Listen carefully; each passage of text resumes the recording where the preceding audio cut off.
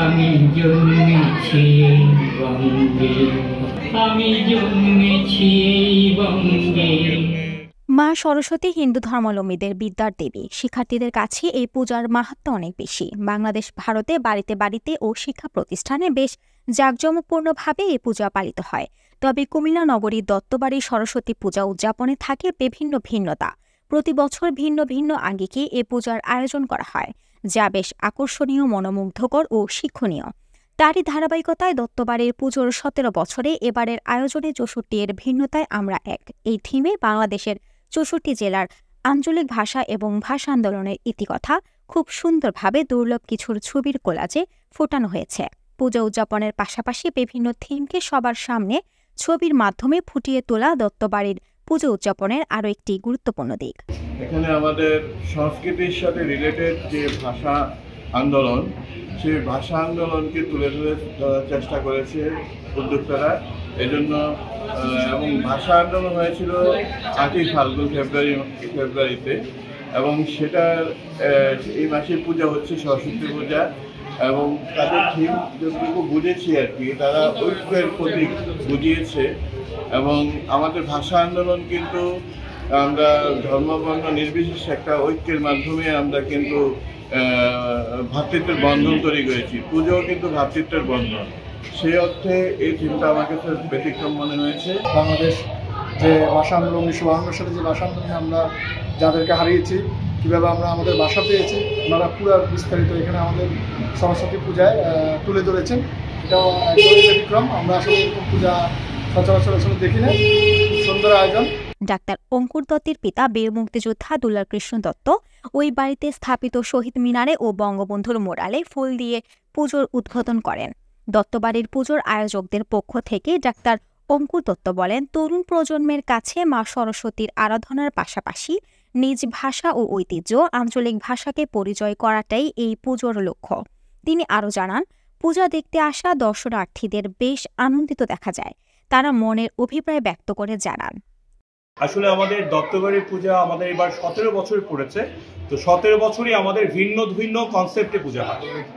তো আমাদের কথা হচ্ছে, আমাদের পূজা মণ্ডপে যিনি যেই দর্শনার্থী আসবেন কিছু জেনে যাবে। যেমন আপনারা দেখতে পাচ্ছেন, আমাদের আজকে থিম হচ্ছে ৬৪র ভিন্নতায় আমরা এক।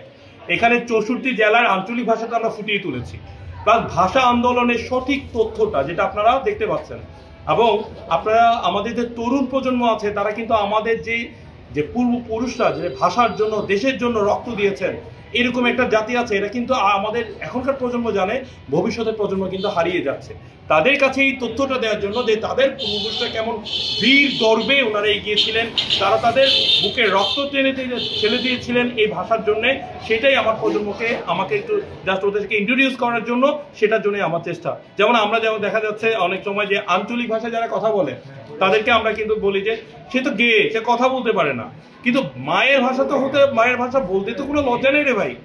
৬৪টা আঞ্চলিক ভাষা থেকেও বাংলাদেশে আমরা সবাই মিলে একটা মানে একত্রে আমরা থাকছি, এটা একটা ব্যাপার। এবং মায়ের ভাষা যেন বলতে, আঞ্চলিকতা নিয়ে যেন কোনো ধরনের প্রশ্নবিদ্ধ না হয়, যেন আঞ্চলিকতা নিয়ে কথা বলতে কোনো শরম না হয়, সেটার জন্য আমাদের আজকে সৃষ্টি।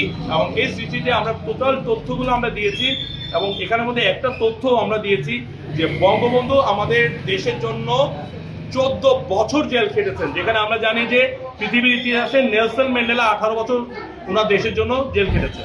এই তথ্যগুলো আমরা আমাদের যে যারা জানেন না দর্শনার্থীদেরকে তথ্য দিয়েছি।